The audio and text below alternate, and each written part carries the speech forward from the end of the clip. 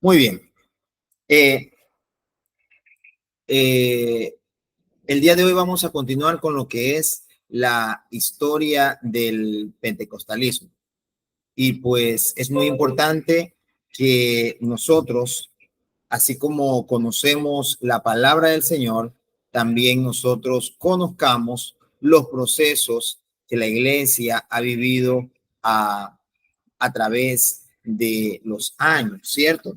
La semana pasada estábamos viendo en la clase anterior sobre cómo hubo un camino prácticamente que se estuvo preparando para dar inicio a este periodo, el periodo de la iglesia moderna, ¿no? Y antes de entrar a esta parte de la historia del pentecostalismo, pues hubieron muchos hombres que guiaron a mucha gente hacia la intimidad, la relación con Dios. También hubieron errores que se cometieron en este periodo, en los cuales muchos se dejaron llevar por el fanatismo, por emocionismo, cometieron eh, algunos errores en el afán de querer ir más allá de las revelaciones que ya nosotros encontramos en la palabra del Señor. Entre ellos encontramos a hombres como John Nelson Darby, padre del dispensacionalismo, Carlos Finney, padre también del pentecostalismo. Encontramos a John Wesley también, uno de los principales promotores de este movimiento wesleyano, metodista, que era bastante en esa parte emocional, ¿cierto? Y veíamos en la clase anterior en cómo cuando ya empiezan a haber diferentes manifestaciones en medio de los creyentes, ellos creían inclusive que esa era la última señal que ellos necesitaban para poder esperar la venida de Cristo. Pues según lo que ellos entendían, lo que el Señor había mencionado era que antes de su venida, el Evangelio iba a ser predicado por todo el mundo y a toda criatura. Entonces, el empezar a hablar en lenguas y que los creyentes empiecen a manifestar esto por todas partes fue algo que conmovió gran parte de Latinoamérica, al igual que de Europa, Estados Unidos, todas estas áreas, ¿no? Y a pesar de que al principio no entendían esto, les contaba, ¿no? De cómo muchos de ellos fueron a diferentes partes del mundo, pagaron boletos, se fueron a países que ellos creían que eran los idiomas que ellos estaban hablando. Y cuando llegaron allá, descubrieron que no eran esos idiomas. Algunos dijeron, debe ser otro país.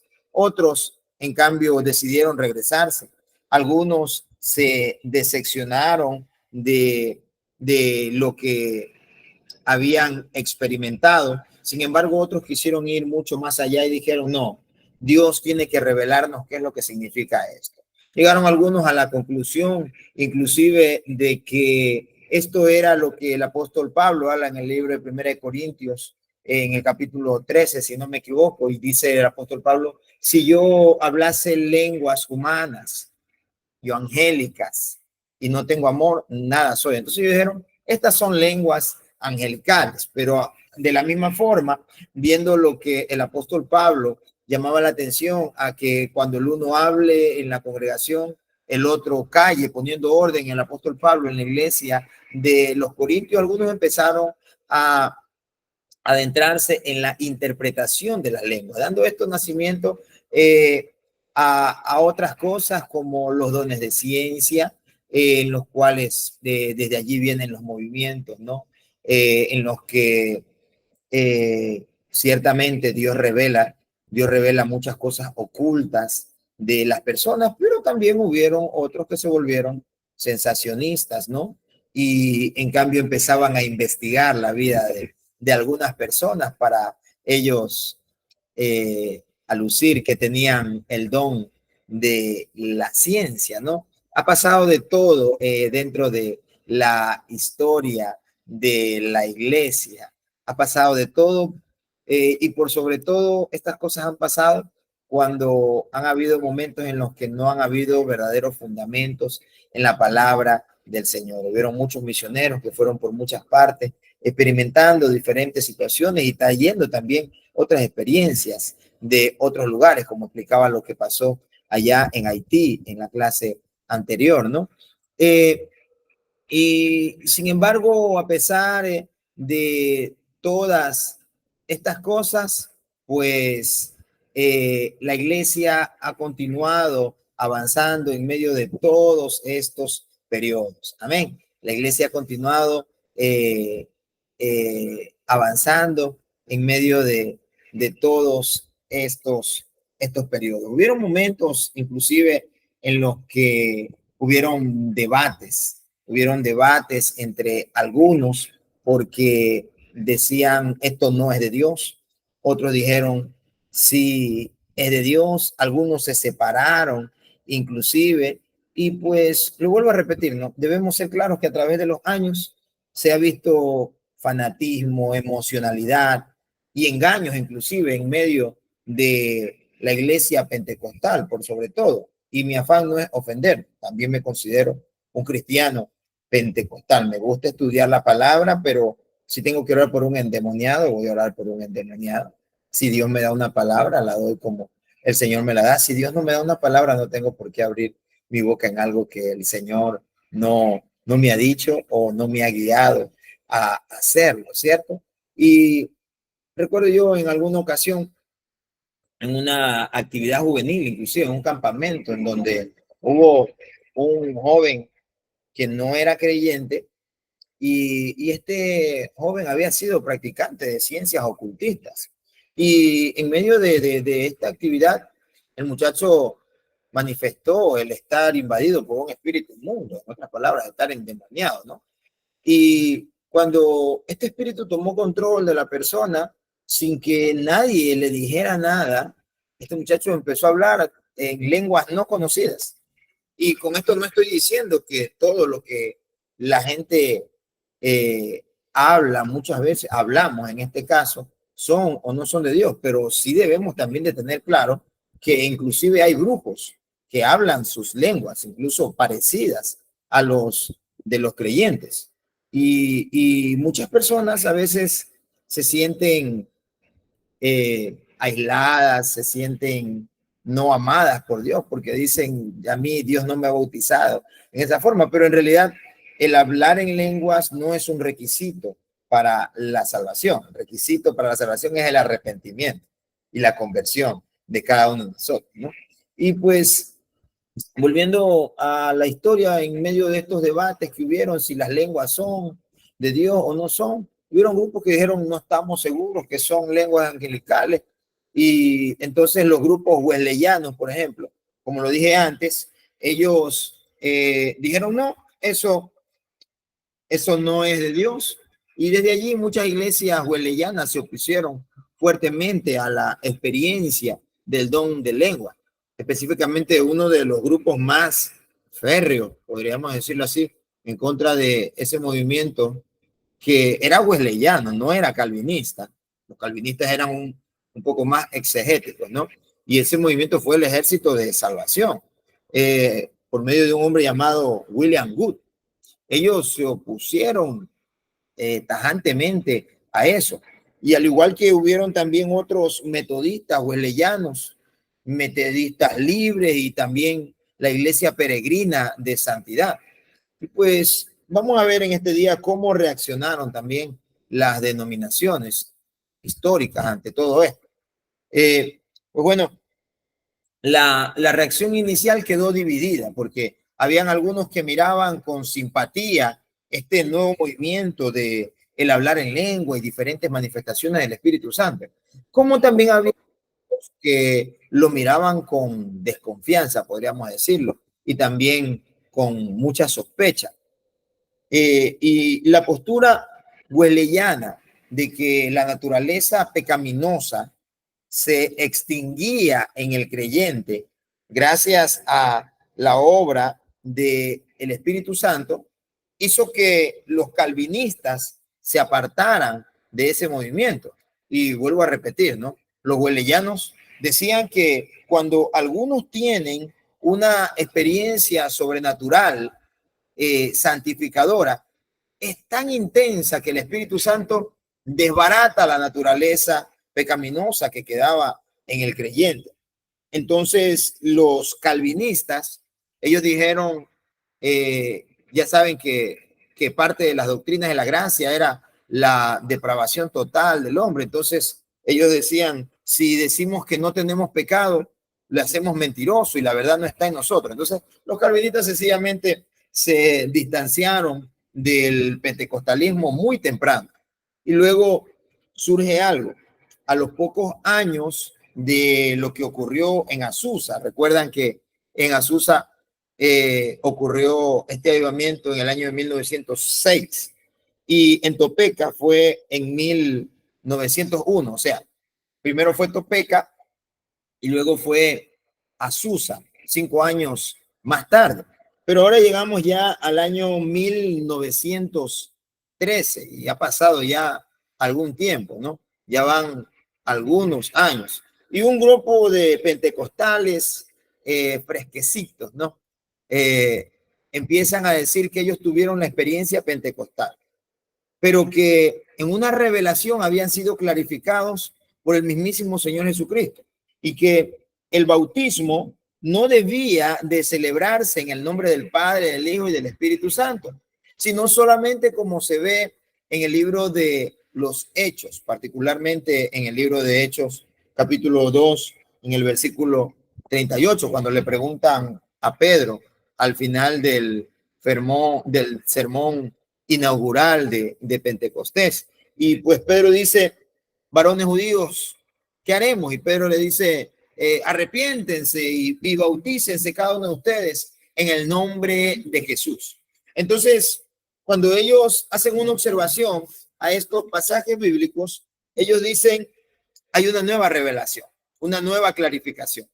El bautismo en el nombre del Padre, del Hijo y del Espíritu Santo no es literal, sino que la práctica apostólica era bautizar solo en el nombre de Jesús. Especialmente hubo un hombre llamado Robert McAllister. Este hombre era un predicador pentecostal muy fogoso, canadiense. Y allá por el año 1913, mientras estaba en un campamento con unas 1,500 personas, entre la mayoría de ellos habían líderes de iglesias, pastores, estaban allí reunidos en California y estaban celebrando su campamento en un lugar llamado Arroyo Seco. Y de pronto se levantó este hombre McAllister y él dice que tuvo una nueva revelación. Él dice que en esa revelación le fue clarificado, después de 20 siglos de historia de la iglesia, él dice que por medio de revelación le fue manifestado que la Trinidad no era verdad. Según este hombre, McAllister, Dios le revela que él es uno solamente y la Trinidad es una falsa doctrina y por lo tanto el bautismo en el nombre del Padre, del Hijo y del Espíritu Santo, que es nuestra confesión, ¿cierto? Nuestra confesión trinitaria y fue instituido por el Señor Jesucristo. Este hombre dice, eso está malinterpretado. Eso lo han malinterpretado durante siglos, más de 20 siglos ha sido malinterpretado aquello. Y este hombre dice, por consiguiente, tienen que bautizarse otra vez, solo en el nombre de Jesús.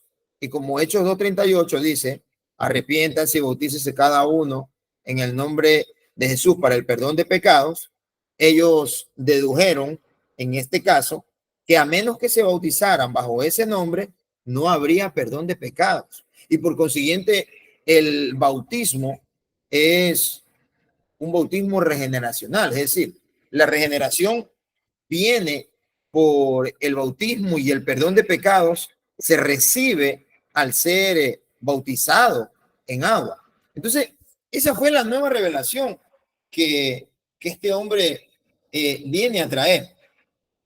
Y de repente pasa ese día y a la mañana siguiente, uno de los que estaban allí, uno de los seguidores también de él, muy emocionado por la revelación que este hombre había manifestado en ese campamento, se levanta temprano y empieza a correr la voz por todo el campamento diciendo, Dios me habló, Cristo se me apareció. Y este hombre se llama John Shaping. Y lo que este hombre dijo que le ocurrió es que el Señor Jesucristo se le apareció durante la noche para decirle, mi siervo tiene razón, háganle caso en lo que él está diciendo. Y pues como este movimiento estaba muy sensible a esto, pues de las experiencias proféticas y todo lo que ellos esperaban para creer que era un hombre de Dios, un siervo de Dios, era sencillamente una manifestación, nada más. Ellos eran muy sensibles a estas cosas y dijeron, entonces esto tiene que ser cierto. Y en medio de eso se levanta un hombre llamado Frank Edwards, un también ministro. Después de todo lo que él escucha, él dice, esto es un poco peligroso y necesita refinamiento, así que yo me voy a ocupar de ese trabajo. Y este hombre se pone a estudiar y toma todo el año, desde abril de 1913 hasta desde abril de 1913 hasta el año siguiente, 1914, cuando se vuelven a reunir entonces con las personas y dicen, llegó la hora de obedecer lo que Dios nos reveló el año pasado. Vamos a volvernos a bautizar. Así que yo me bautizo y yo bautizo a todos los que quieran. Y ese fue el primer año del rebautizamiento. Y pues esta corriente pentecostal que hoy en día, en cambio, se la conoce como el pentecostalismo, escuche bien, unicitario.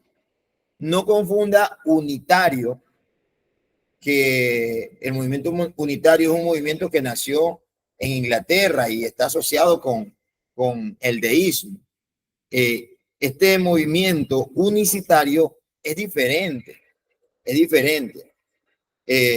Perdón, este movimiento unitario es diferente a este movimiento de pentecostalismo unicitario, que a fin de cuentas decían lo mismo porque negaban la Trinidad, pero estrictamente este es, digamos, una nueva expresión del pentecostalismo.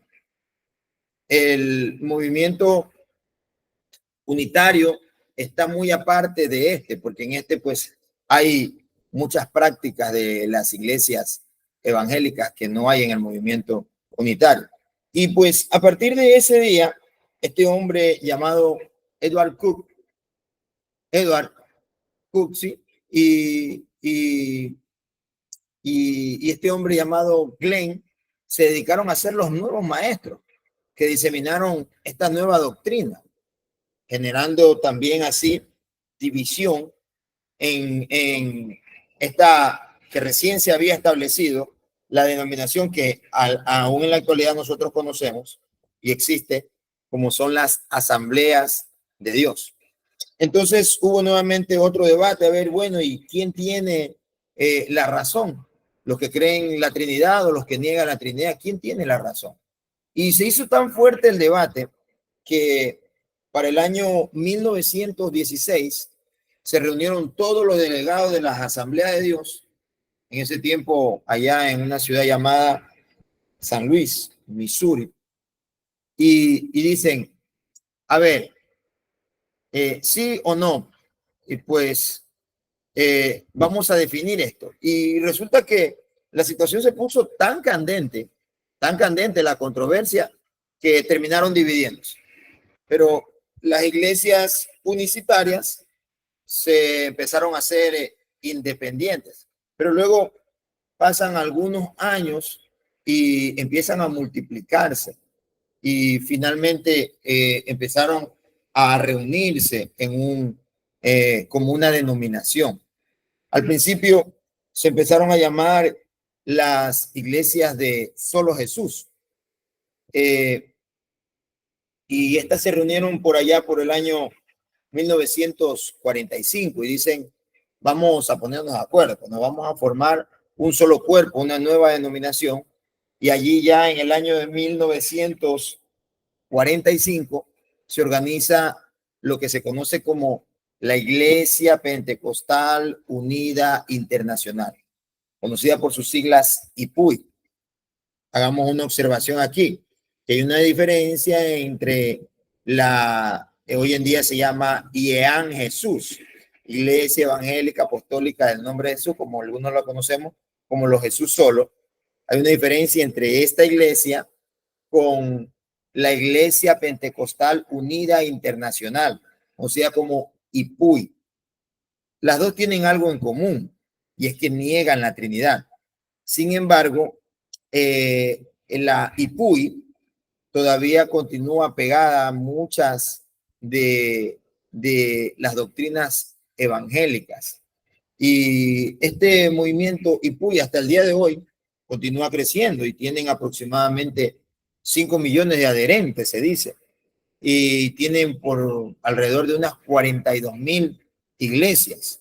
Se dice que en la actualidad un 25% de pentecostales en los Estados Unidos se identifican con esta postura unicitaria. Es decir, que allá en los Estados Unidos, de cada 4 pentecostales, hay uno de ellos que niega la Trinidad y se identifica como unicitario. Quizá dentro de los cantones o provincias en las cuales algunos de nosotros estamos, ¿no? Algunos sí identifican este movimiento como IPUI, pues tienen este gran problema en realidad, que niegan la Trinidad y se identifican como unicitarios. Ellos creen que es el bautismo lo que salva. O sea, mientras tú te bautices no hay problema, tú ya estás salvo. Entonces, ahí hay un problema con nuestra relación con Dios, entre la obediencia y otras cosas, ¿no? El bautismo salva, sencillamente, el bautizarte. La doctrina de la Trinidad es una herejía para ellos, ¿no? Y que el cristianismo unicitario es el único cristianismo verdadero, es lo que ellos aseguran. Y pues bueno, el efecto del pentecostalismo no solamente tomó esa vertiente unicitaria, sino que también, por otro lado, tuvo un crecimiento muy rápido, ¿no? Este pentecostalismo es visto por muchos como un océano que está bañando el mundo a través de oleajes. En realidad lo que son es etapas, ¿no? La semana pasada les hablaba de las 3 olas del pentecostalismo. Algunos teóricos de la iglesia y los mismos pentecostales denominan las 3 olas del Espíritu Santo. Y pues vamos a hacer un pequeño resumen de lo que es el pentecostalismo a través de estas 3 olas del Espíritu Santo. La primera ola, pues, fue la que surgió en los avivamientos de Topeka y de Azusa. Las iglesias pentecostales crecieron muchísimo desde su inicio. Ellos tenían un celo evangelístico bastante grande y a su vez un despertar por la obra misionera. Esto hizo que nazcan una cantidad de denominaciones pentecostales en este primer oleaje, en las primeras décadas del siglo XX. Y 2 ejemplos destacados que ya hemos mencionado son uno, el de la Asamblea de Dios en 1914, y tras la controversia unicitaria se separaron de los que no concordaban con ellos. Y la otra es otra iglesia muy fuerte también, como es la Iglesia Cuadrangular, que también fue fundada, en cambio, en el año 1923. Y algunos también llegaron a, a distanciarse por una controversial predicadora, profetisa, inclusive que se levantó en algún momento, conocida como Amy Sample McPherson, ¿no? Pero su crecimiento tuvo que abrirse entre muchos obstáculos. Por ejemplo, cuando nace el pentecostalismo, la conferencia fundamentalista norteamericana en Chicago, esta rechaza ese movimiento. En el año 1928, esta conferencia afirma que no era un avivamiento, sino una amenaza para la iglesia. En otras palabras, le hizo un rechazo a esta ola. Y al fin de cuentas esto duró muy poco, porque ya en el año 1943, al fin y al cabo, los pentecostales fueron aceptados dentro de la Asociación Nacional de Evangélicos. Y además de eso, la primera ola pentecostal cruzó fronteras y casi de inmediato empezaron a plantarse iglesias con esta convicción y con este celo pentecostal por todas partes del mundo. De hecho, inclusive la misma iglesia unicitaria que se ve separada de las asambleas de Dios fue favorecida por este oleaje, porque tuvo muchos visitantes y como ellos compartían todas estas manifestaciones, entonces tuvo muchos visitantes de México y es así como nacieron también las iglesias apostólicas de la fe en Cristo Jesús, allá en principios de la segunda década de 1900. Ya habían para ese tiempo muchísimas iglesias unicitarias en el norte de México que hasta el día de hoy son algunas de las iglesias más numerosas en ese lugar y en el sur de California. Pero luego aparece un hombre llamado Thomas D. Barrack. Este hombre fue uno de los muchos que asistieron a los primeros días donde todo esto surgió, allá en Azusa en 1906. Y este hombre se va con este fuego junto a otro hombre llamado Lewis Petrus hacia Europa. Y allá en Oslo y en Estocolmo, estos hombres levantan iglesias pentecostales apasionadas. Y lo mismo sucede en Alemania. Llegan unos que habían estado acá en el movimiento pentecostal, un joven que se llama Jonathan Poole, se convierte al pentecostalismo en 1907 y luego este hombre también dice voy a hacer lo que hicieron los otros y se va para allá, para Alemania, pero allá no le hicieron caso los evangélicos, porque allí era la cuna del protestantismo. Esa gente era muy celosa con la palabra del Señor. Conocían bastante de la historia de la iglesia, lo que había ocurrido con el catolicismo en la época medieval y todas estas cosas. Y allí habían grandes seminarios teológicos. Así que a este hombre no le hacen caso y lo expulsan y él se regresa y allí en su casa él empieza su propia iglesia. Pero como lo condenaron enérgicamente y lo señalaron también como un movimiento diabólico, el pentecostalismo nunca prosperó en Alemania. Otros, en cambio, se fueron hacia la India y allá un movimiento autóctono en la etnia se llamaban los Mukti, M-U-K-T, así vamos, en 1906. Y allí empiezan a convertirse las personas y este movimiento pentecostal empieza a crecer también en ese lugar gracias a la visita de misioneros pentecostales, tanto de Inglaterra como de los Estados Unidos. Y en 1909, asimismo, el movimiento pentecostal llegó a China y también a Corea. Luego hace su aparición un hombre también llamado Willis Huber. Este fue un hombre que en 1910 fue a Chile y llevó el pentecostalismo a la iglesia metodista. Y pues cabe resaltar también que la iglesia pentecostal de Chile llegó a convertirse en una de las iglesias más grandes del mundo en su tiempo. La iglesia pentecostal de Chile, esta iglesia de J. Beche, fue una de las más grandes del mundo en aquel tiempo. Luego en Brasil, en 1910, el movimiento pentecostal, por medio de este hombre llamado Luis Francisco, quien abandona la iglesia presbiteriana para fundar la iglesia cristiana de Brasil. Y qué decir también de lo que es allá en México, ¿no? Donde ya mencionamos el caso de la iglesia en el norte del país en 1914, ¿no? Con el pentecostalismo unicitario. Y luego en 1922 viene un hombre llamado Cesario Burciaga.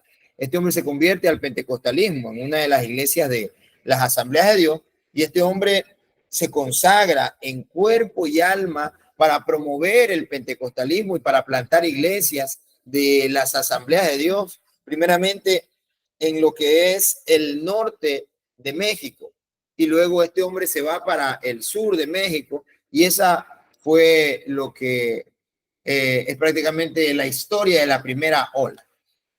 Y entramos ya en la segunda ola y nos acercamos ya a los años 50. En el año 1950 ya el pentecostalismo está bien parado en el mundo como una denominación, como un movimiento, pero las denominaciones históricas empiezan a reportar que algo empieza a suceder dentro de sus iglesias.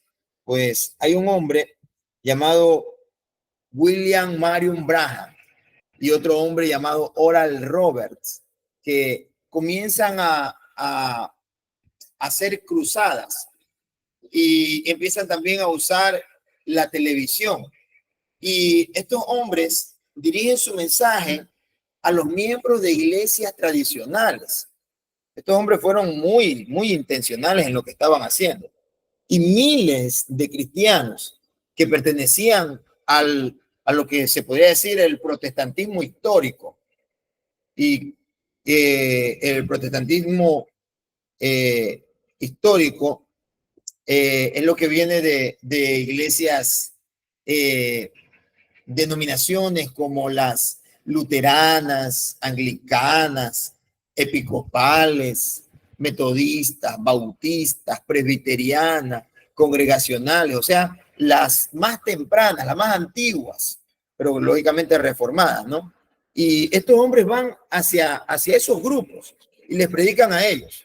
Y muchas de estas personas que estaban allí tranquilas en sus congregaciones, estaban apaciguadas, entran en la experiencia pentecostal por la intención de estos hombres de que ellos puedan tener una nueva experiencia. Y en el año 1960, un hombre de una iglesia episcopal en Banay, allá en el sur de California, conocido como el pastor Dennis Bennett,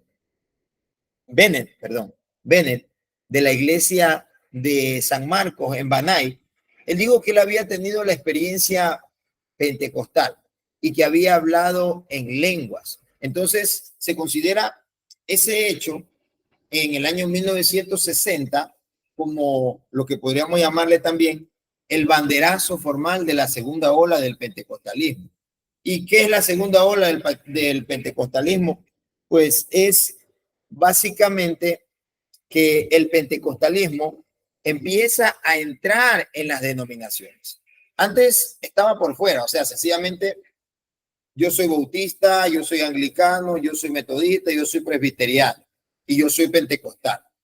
Estaban cada grupo en su lugar. Pero ahora el pentecostalismo empieza a entrar. Antes estuvo por fuera, generando sus propias denominaciones, ¿no? Como hablábamos de la iglesia cuadrangular, la iglesia de Dios, las asambleas de Dios. Pero ahora empiezan a, a entrar en esas denominaciones, dentro de los bautistas, presbiterianos, metodistas, empieza a entrar dentro de esas denominaciones. Y, o sea, la gente no abandona las iglesias a las cuales estaba, sino que allí dentro, el pentecostalismo empieza a coexistir con ellos y eh, empieza a entrar dentro de los movimientos como las iglesias luteranas, bautistas, metodistas, presbiterianas, los que llamábamos también acá están, los hermanos libres, congregacionales. Inclusive en este tiempo, el pentecostalismo, este movimiento pentecostal, esta ola pentecostal, entra dentro de la iglesia católica romana y la iglesia ortodoxa. Eso se le llama el movimiento carismático. Ustedes se han oído ese nombre, ¿no? Pues ese movimiento carismático nació en la segunda ola pentecostal de la historia de este movimiento. Y está claro ahora bien que esta segunda ola produjo, además de brotes dentro de las denominaciones históricas, produjo nuevos movimientos, que inclusive habían algunos que no eran iglesias, pero sí tenían ese barniz pentecostal, como el movimiento de un hombre llamado Demos Zachariah. Este movimiento era un movimiento llamado la Federación Internacional de Hombres de Negocios del Evangelio Completo, y fue fundado en el año 1951. Ese fue un ministerio dirigido solamente para hombres y empezó con hombres empresarios que hacían sus reuniones normalmente los sábados en la mañana en restaurantes. Allí hacían sus desayunos, invitaban a sus amigos y después del desayuno uno de ellos predicaba el evangelio, daba un testimonio y algunos de ellos se convertían al cristianismo. Y aunque no se, no se adherían a ninguna congregación, ese fue un movimiento de perfil carismático. Un movimiento de perfil carismático que creció muchísimo en todo Estados Unidos y después también en otros países del mundo. Y luego se fundó la Sociedad Bíblica Trinitaria, que también fue el resultado de la ola carismática. Y luego viene el ministerio de un sudafricano llamado David du Plessis. Este hombre lleva el mensaje pentecostal a instituciones teológicas. Entonces, ahora, el pentecostalismo no solamente está creciendo dentro de las iglesias que eran históricas, como ya lo nombramos, ¿no? Presbiterianas, anglicanas, luteranas, congregacionales, hermanos libres, entre otras más, ¿no? Sino que ahora también empieza a ingresar a instituciones, seminarios e incluso organizaciones. Organizaciones como el Concilio Mundial de Iglesias, el Concilio Misionero Internacional, y luego, ¿qué decir? Como el ministerio de este hombre llamado David Wilkerson. ¿Alguna vez usted oyó de La Cruz y el Puñal? ¿Cierto? La película La Cruz y el Puñal, y ahí está este hombre llamado Nicky Cruz, ¿no? Pues David Wilkerson no es un personaje de una película, es alguien real que existió. Este hombre era un pastor pentecostal de esa generación, de la segunda ola. Y él va y predica allí en el corazón de Manhattan a los pandilleros y muchos de ellos se convierten. Entonces, a través de ese libro que él escribe llamado La Cruz y el Puñal, donde se narra inclusive el testimonio de la conversión de Nicky Cruz y los pandilleros de los Mao Mao. Entonces, él junto a otro hombre llamado John Sherrill, con su obra literaria que se llamaba Hablan en otras lenguas. Así se llamaba su obra literaria, el libro que ellos sacaron en aquel tiempo. Estos libros fueron leídos por millones de personas. La Cruz del Puñal, Hablan en otras lenguas, fueron fueron leídos por millones de personas, tanto que hasta se hicieron películas de algunos de ellos. Además de ellos también hubieron personajes como Oral Roberts, y estos hombres usaron también la literatura para difundir sus convicciones. Y otros también aprovecharon el surgimiento de la televisión como medio de comunicación masiva. Así que este hombre, Oral Roberts, aprovecha esto y luego nace ese ministerio que aún existe, CBN, que quiere decir Christian Broadcast Network, CBN, con su director que se llama Pat Robertson. Y creo que algunos han visto inclusive este canal y quizá han visto también a Pat Robertson. Bueno, Oral Roberts ya murió hace unas décadas, pero Pat Robertson todavía está por ahí dando guerra, aunque ya casi este hombre muy poco sale por la televisión, pero se lo identifica más fácilmente por ese programa que se llama, que se llama Club 700, ¿no? Este programa emblema de este movimiento carismático es muy importante para este periodo. Y así se empieza a diseminar este movimiento. Este hombre, Oral Roberts, pues era un personaje, uno de los principales promotores también de pedir dinero por televisión. En una ocasión, este hombre inclusive llegó a decir, si no consigo esta cantidad de dinero, el Señor me dijo que me voy a morir. Ustedes no quieren que me muera, entonces eh, apoyen, apoyen el ministerio, apoyen el canal. Este hombre construyó prácticamente todo un imperio y hasta tiene inclusive una universidad que se llama la Universidad Oral Roberts. Este hombre ya murió, pero está su hijo junto a Pat Robertson de CBN. Y pues también se considera parte de la segunda ola del movimiento, eh, al movimiento de Jesús. El movimiento de Jesús es un movimiento especialmente allá en California. Después de que Estados Unidos se embarcó en la guerra de Vietnam, hubo un movimiento de resistencia, pero no en contra ni de Estados Unidos ni de ninguna otra persona, sino resistencia pasiva. O sea, muchos jóvenes no estaban de acuerdo con, con la guerra y ellos hicieron un movimiento que empezó a promover la paz. Y este movimiento lo llamaron los hippies, ¿no? Amor y paz, como algunos lo han visto, ¿no? Y el movimiento de Jesús fue una iniciativa de evangelización hacia esa población hippie. Y muchos de ellos se empezaron a convertir inclusive en cristianos.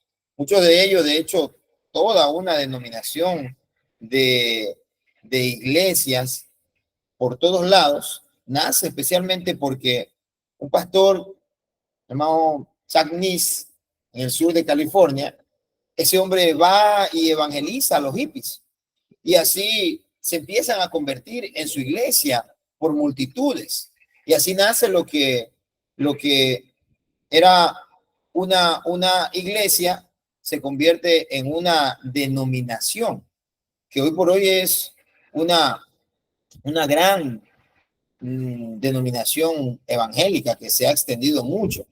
Quizá algunos han escuchado a esta denominación llamada Calvary Chapel, ¿no? Pues de Calvary Chapel nacieron todos esos movimientos y algunos inclusive los evangelistas hasta la actualidad, algunos solían ser hippies y otros pues venían de pandillas, en fin, toda una, una familia de iglesias que nacieron de allí, de ese movimiento, del movimiento conocido como el movimiento de Jesús, se convierten a Cristo dentro de esta segunda ola del Espíritu Santo, un movimiento carismático que entre sus múltiples medios de difusión fue la música. Ellos apegaban mucho a la gente por medio de la música cristiana. Por ahí había una música muy pegajosa llamada Maranata, que se hizo muy famosa en aquel tiempo. Luego en 1961, en una universidad llamada la Universidad de Yale, un grupo dijo haber experimentado el bautismo del Espíritu Santo. Esta universidad es una de las universidades más prestigiosas del mundo y lo hizo público. Luego hubieron reportes similares dentro de otras instituciones académicas. Entonces, volvemos a reiterar que en esta segunda oleada ya no era solamente dentro de las iglesias, sino inclusive dentro de instituciones. Y el pentecostalismo llegó a las instituciones académicas y así se extiende el movimiento a Inglaterra, a Canadá, a Nueva Zelanda, Australia, a Sudáfrica, Alemania e inclusive América Latina. Y de esos nacen nuevas denominaciones de la segunda ola. Y pues, como ya dije, Calvary Chapel, que significa Capilla Calvario, la Viña, que significa Vinier, Gracia Soberana, allá en Estados Unidos, Sovereign Grace, que se llama, y en Inglaterra, ¿no? Otras que se llaman Nuevas Fronteras, ¿no? Todos estos son parte de esa segunda ola, Nuevas Fronteras, conocido también en inglés como New Frontiers, ¿no? Y finalmente llegamos a la tercera ola. Esto acá por los años 80, en 1980, empieza esta tercera ola que todavía se está moviendo. Y esa fue una nueva generación de iglesias que dijeron en aquel tiempo que el Espíritu Santo ya está obrando de una nueva manera en odres nuevos, lo llaman de los odres nuevos a esto de la nueva reforma apostólica, ¿no? Aquí ya lo importante no era identificarse como un nombre de alguna iglesia, porque ya para este tiempo había iglesias inclusive que ya no pertenecían a ninguna denominación. Tenían, habían salido con pensamientos de las iglesias metodistas, bautistas, presbiterianas, anglicanas, inclusive pentecostales, y tenían de todo un poco. Ya algunas ya no tenían ni siquiera un nombre, pero para este tiempo aparece un hombre, un teólogo llamado Donald McRaven, a mediados de los años 50, con un seminario llamado el Seminario Fuller. En ese lugar que se abrió ese seminario, trajeron a este hombre llamado Donald McRaven, que había sido misionero por muchos años. Entonces lo traen y abren un centro de misiones mundiales allí en Fuller. Y este hombre, McRaven, empieza a hablar de cómo la iglesia está creciendo alrededor del mundo. Pero este hombre, McRaven, ya estaba bastante mayorcito de edad. Así que uno de sus discípulos quedó en su lugar. Un discípulo que también había sido misionero en Bolivia. Este hombre se llama Peter Wagner. Hasta el día de hoy algunos sí lo conocemos, ¿no? Lo podemos ver inclusive en algún momento por libros que tiene, libros de Peter Wagner, en video, en la televisión inclusive, ¿no? Entonces, este hombre regresa del campo misionero para trabajar en el centro de las misiones mundiales de Fuller. Y allí, en ese lugar, empiezan a poner énfasis mayormente en la llenura del Espíritu Santo, ya no en el bautismo. Y empiezan a decir, el bautismo es una experiencia que ocurre en la conversión. Y las lenguas no son obligatorias, pero lo que la Biblia nos enseña es la llenura del Espíritu Santo. La llenura es una experiencia real, y es también una experiencia repetitiva. Los dones del Espíritu Santo, todos los dones del Espíritu siguen vigentes, lo que ellos empiezan a enseñar, y a esto se le llama también el continuismo.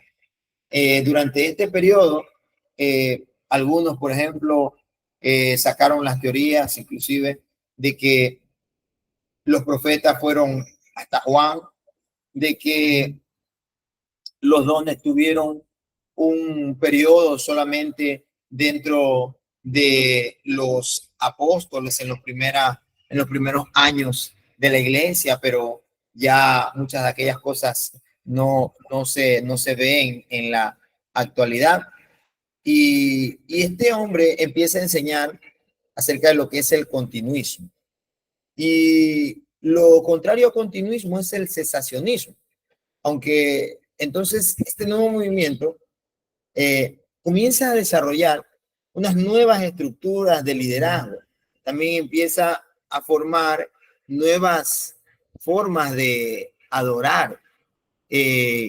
Empieza también la liturgia contemporánea, y su enfoque va más inclinado hacia el futuro que al pasado, o sea, a las tradiciones.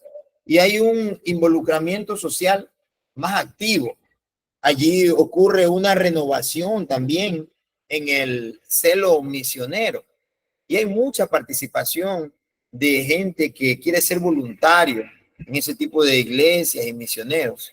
Pero lastimosamente, con el pasar de los años, muchas se inclinaron solamente a la teología de la prosperidad.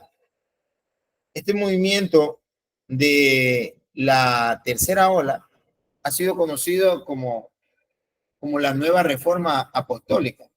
Otros lo llaman también el movimiento postdenominacional. Otros también le llaman el neopentecostalismo. Y pues así, digamos que no se ponen de acuerdo, ¿no?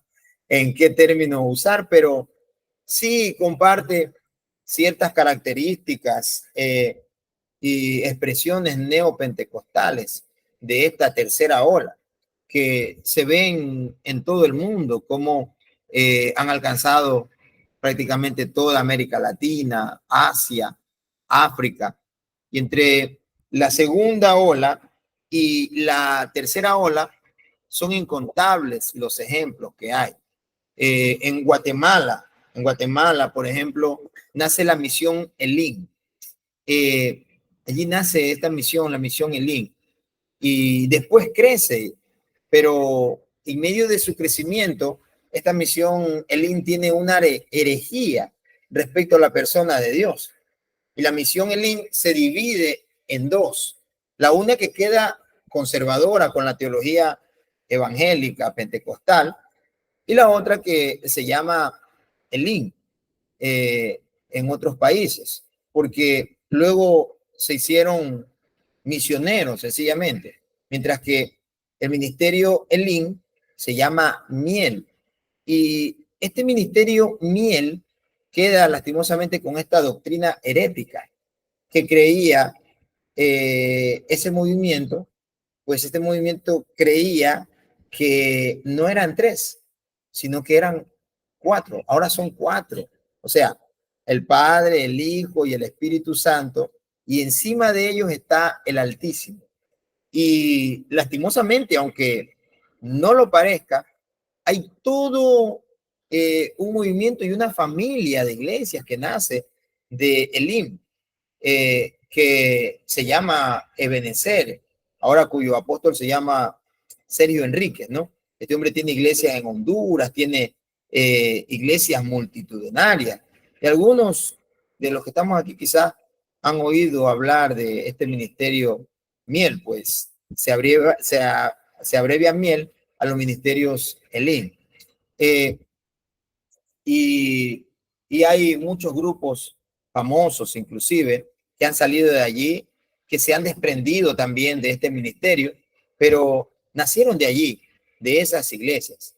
Y hay mucha gente que no sabe las raíces de estos ministerios que tienen herejía, ¿no? tienen herejías. Si no me equivoco, la Alianza Evangélica de Guatemala, cuando esto sucedió, confrontó al apóstol, eh, al apóstol de ellos con esa herejía.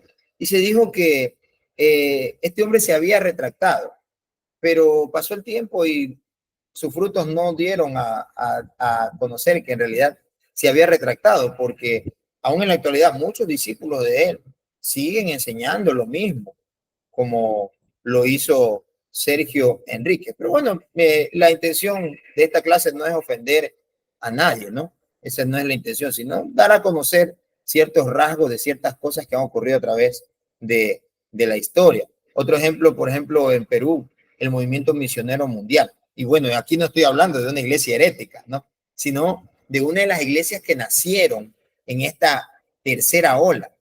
Luego, también si hay otro caso muy extraño ya que está rayando el sectarismo, que se llama la Iglesia de Dios Ministerial de Jesucristo Internacional. Creo que algunos de ustedes sí la han escuchado, ¿no? Es una iglesia colombiana, dirigida por una mujer que quedó viuda y ella era dirigida por su esposo, pero este hombre muere, era este hombre de apellido Pirabeque, ¿no? Y ahora su esposa, si no me equivoco, María Elena Pirabeque, es la que guía ese movimiento pentecostal, que ha crecido multitudinariamente en Colombia y tiene sedes en muchos lugares del mundo. Inclusive aquí en Mictón, el Triunfo, aquí hay una iglesia en este cantón donde yo estoy, ¿no? Y las personas que pertenecen a esas iglesias, ellos creen y promueven que todos los creyentes deben profetizar. Así que el distintivo de ese movimiento es profetizar. Claro que todo ese movimiento es dirigido por su pastora, que eh, en algún momento inclusive ella malinterpretando un pasaje del Antiguo Testamento, dijo que no se podía admitir inclusive en el pastorado a alguien que tuviera algún defecto físico. Si tiene algún defecto físico, es cojo, tuvo un accidente y se le cortó un dedito, alguna cosa. Ella enseñaba, conforme al libro de Levíticos, que hablando de los levitas, ¿no? Y los sacerdotes, que no podían estos ministrar en el templo. Además de eso, en este movimiento también las personas de allí dentro de la iglesia, ellos todos profetizan, sí. Y cuando llega alguien nuevo a esta iglesia, le preguntan, ¿quieres que te profetice? Son preguntas como esas. ¿Quieren que le profetice? Y pues yo no sé qué será lo que le dicen, ¿no? Pero es lo que sé, porque han habido algunas personas que han llegado allá y luego me han dicho que les dio miedo, porque ellos dicen, me preguntó si querían que me profetice. Yo le dije que no y no volví porque les daba miedo. Yo creo que cuando Dios quiere hablarte, no te va a preguntar si tú quieres escucharlo, ¿no? Dios te habla y tú de ti depende si es que obedeces o no la voz, perdón, la voz del Señor.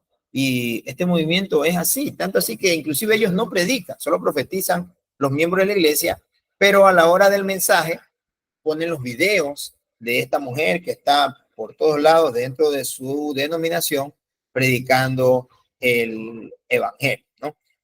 Luego de eso también hace su aparición la Iglesia Universal del Reino de Dios, ¿no? Esta iglesia que ya se ha visto también en sectas, ¿no? Conocida como los pares de sufrir. Bueno, yo le digo pague para sufrir, ¿no?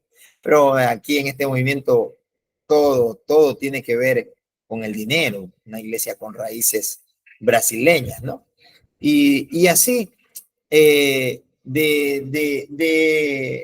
un pensamiento han surgido muchos otros. Es a veces bastante pensativo, ¿no? En partes de Sudáfrica, en donde hay tanta pobreza, hay iglesias millonarias y uno dice, ¿por qué la iglesia es tan millonaria y la gente es tan pobre? ¿No? Y es que la gente, por medio de la fe, muchos son manipulados por medio de la fe, inclusive, la gente deja todo lo que tiene, todo lo que tiene, aún lo poco que tiene, lo da con fe para el Señor. Yo estoy seguro que Dios va a bendecir a esas personas, pero qué pena saber que durante este tiempo en el que estamos viviendo, ha habido muchas personas aprovechándose de la fe de otras personas, ¿no? Y pues así han surgido muchas iglesias, toda una ola que pues se conocerá y se conoce quién está promoviendo herejías y quién no, pues por lo que ellos enseñan. Y por eso es que hay que revisar cada declaración de fe y observar con mucho cuidado las prácticas y las costumbres de cada congregación, porque algunos están cayendo en el sectarismo, están cayendo en astrología, están cayendo en idolatría, inclusive en el santerismo y tantas cosas, ¿no? Tantas cosas están pasando en medio de la iglesia en este tiempo, por lo cual lo que sí debemos de tener nosotros es discernimiento y ponerle mucha atención a todas estas cosas, ¿no? Se dice ya que en la actualidad los pentecostales sumamos aproximadamente unos 670 millones de personas alrededor del mundo. Esto es más o menos el 8.4% de la población mundial. Y pues más de 19.300 denominaciones del pentecostalismo, porque pues algunas son pentecostales, creen en el hablar en lenguas, pero otras no creen en la danza, otras creen en el hablar en lengua, pero no creen en la profecía, otros creen en la profecía, pero no en otras cosas. Y surgen muchas denominaciones, han surgido muchísimas denominaciones. Imagínense, 19.300 denominaciones. Es más o menos decir que una de cada 12 habitantes del planeta, una persona es perteneciente a este movimiento pentecostal, ¿no? Alrededor del mundo. O sea, podríamos decir que uno de cada tres pentecostales, inclusive, vive en África. Otro 30% dice que vive en América Latina y hay un 20% que vive en Estados Unidos y Canadá. Y solamente hay un 3% de pentecostales en Europa y el resto en Oceanía. Se calcula inclusive que para el año 2050 los pentecostales podrían llegar a los 1.000 millones. El único problema es que algunos pentecostales, lastimosamente, son muy superficiales bíblica y teológicamente. Muchos están arraigados más en las experiencias, en las emociones, que en las Sagradas Escrituras. Pero también, afortunadamente, parece que las cosas empiezan a cambiar para bien, ya que muchos de ellos están también volviendo a renovar su compromiso con la Sagrada Escritura. Estamos viviendo un tiempo en el que muchas iglesias estaban envueltas en mucho fanatismo, no había casi tiempo para estudiar, para escudriñar la palabra, era un culto de danza, de alabanza y de profecía, y eso se llevaba horas y horas, y cuando venía la hora de estudiar la palabra del Señor, era algo de 15 a 20 minutos, y decían, hay que ser sencillamente directo, hay que ir directo al tema, directo al grano, y nada más. Pero hoy en día, muchos de estos, pues, ya han cambiado este pensamiento y se han inclinado más también, no solamente a las experiencias, sino también al estudio de la Sagrada Escritura. Están preocupándose porque su iglesia se prepare más en la palabra del Señor, porque están viendo, han notado pues que lastimosamente han ignorado muchísimas cosas que los han llegado a cometer muchos errores teológicos y doctrinales inclusive. Esta es la razón por la cual hay mucho odio, lastimosamente, en el cristianismo. Hay mucho odio que se ha promovido en el cristianismo. ¿Por qué? Pues por esta sencilla causa. Por la causa de que la gente no conoce la escritura y sencillamente juzgan, acusan directamente a, a los demás, sin en realidad tener un verdadero fundamento en la Sagrada Escritura. ¿Sí? Muy bien, y bueno, pues hasta aquí llegamos con esta clase tan importante como es la última que estamos viendo el día de hoy dentro de la historia de la iglesia, ¿no? Y pues con la ayuda del Señor, la próxima semana vamos a iniciar el siguiente módulo, lo que es hermenéutica y homilética. Así que todos preparados porque creo que ya hemos preparado todo un camino, ¿cierto? Estudiando las escrituras, entendiendo panoramas de cada uno de los libros de la escritura para saber qué es lo que el objetivo de cada libro, ¿no? Y ahora podemos entrar ahora a aprender cómo trazar un mensaje de la mejor manera para edificar al pueblo de Dios y también para no cometer errores. Amén. No cometer errores, sino en realidad trazar correctamente la palabra de Dios como la escritura lo enseña. Amén. Bien, entonces hasta aquí llegamos en este día. Les agradezco a cada uno de ustedes. No olviden enviar sus tareas. Pongan por favor aquí sus nombres para poder tomar el chat y poder también